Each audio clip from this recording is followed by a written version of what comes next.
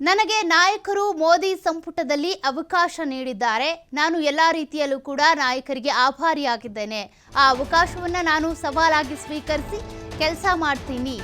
ಎಲ್ಲ ನಾಯಕರ ಸಲಹೆಗಳನ್ನು ಪಡ್ಕೊಂಡು ಕಾರ್ಯನಿರ್ವಹಿಸ್ತೀನಿ ಅಂತ ನಿರ್ಮಲಾ ಸೀತಾರಾಮನ್ ಸೇರಿದಂತೆ ರಾಜ್ಯದಿಂದ 5 ಸಂಪುಟದಲ್ಲಿ ಅವಕಾಶ ಸಿಕ್ಕಿದ್ದು ಮೋದಿ ಚಹಾಕೂಟದಲ್ಲಿ ಭಾಗವಹಿಸಿದ ಬಳಿಕ ಸೋಮಣ್ಣ ಹೇಳಿಕೆಯನ್ನು ಕೊಟ್ಟಿದ್ದಾರೆ.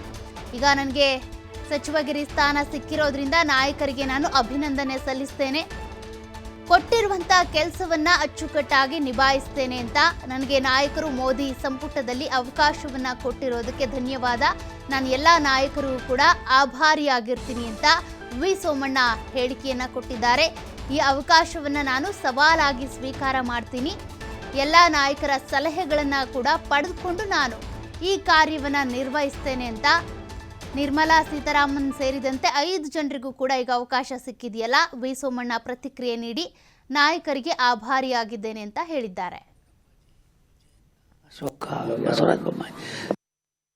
प्राइम मिनिस्टर साहब, हमारा नेता अमित शाह जी, नड्डा जी, ऑल अदर्स, संतोष जी, हमारा का स्टेट लीडर येडियुरप्पा जी, विजयेंद्र, अशोक, बसवराज बोम्माई, सब भी मिलकर मुझे अभी मंत्री को अवकाश देखो है. वो अवकाश में चैलेंज में लेकर काम करने का चालू करते हैं. कर्नाटक की अगर बात करें, कर्नाटक में जो रिस्पॉन्स जो रिजल्ट आया इस बार, उससे अब तो सेटिस्फाइड है? पिछली बार से कम सीट्स आए हैं कर्नाटक, वो सब भी हो गया. अभी कैसा करना, कैसा पार्टी हम अपलिफ्ट करना, वो करने का मेरा क्या 40 इयर्स का मेरा ये है. वो उसको ये करेंगे, समर्पण करेंगे.